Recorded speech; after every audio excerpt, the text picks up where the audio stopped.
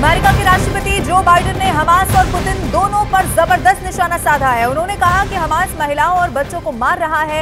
इसके साथ ही बाइडेन की तरफ से यह भी कहा गया कि गाजा पर हमला आईडीएफ ने नहीं किया था। उन्होंने अस्पताल पर हमले को हमास की साजिश करार दिया है। इस दौरान उन्होंने रूस के राष्ट्रपति पुतिन पर भी निशाना साधा। बाइडेन ने पुतिन और हमास दोनों को लोकतंत्र के लिए खतरा बताया।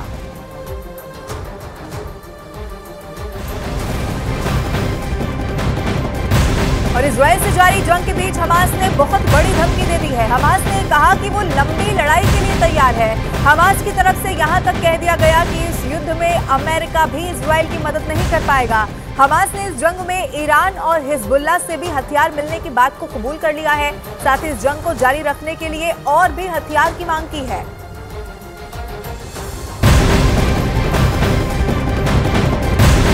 और एक और बड़ी खबर, गाजा में इजराइल की फौज ने एक ही दिन में हमास को 2 बड़ी चोट देने का दावा किया है।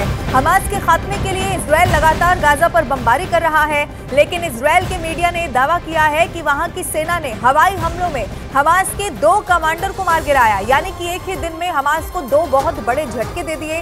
खबर यह है कि हमास के जिन 2 कमांडर को ढेर किया गया, उनमें हमास की इकलौती महिला कमांडर भी शामिल थी।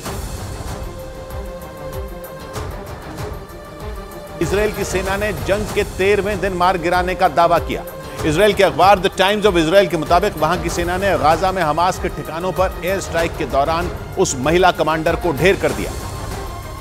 और फिलिस्तीन के एक समाज सेवी ने भी सोशल मीडिया पर जमीला अल शंती नाम के हमास की उस कमांडर की मौत की पुष्टि की। हालांकि उन्होंने ये नहीं बताया कि इजराइल की सेना ने जमीला को ठिकाने लगाने के लिए गाजा के किस इलाके में एयर स्ट्राइक की।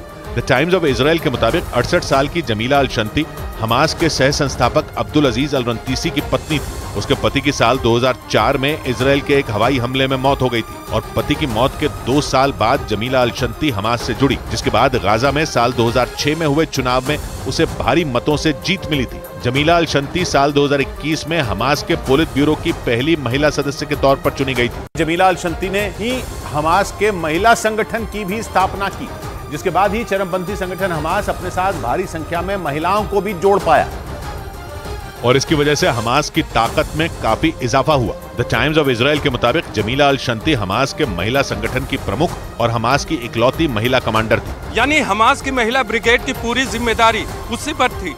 इजराइल की खुफिया एजेंसी मोसाद के मुताबिक जमीला अल शंती उन लोगों में शामिल थी जिन्होंने 7 अक्टूबर को इजराइल को दहलाने वाले हमले की साजिश रची थी। उस भयानक हमले के बाद से ही इजराइल की सेना हमास की उस कमांडर की तलाश में जुटी थी।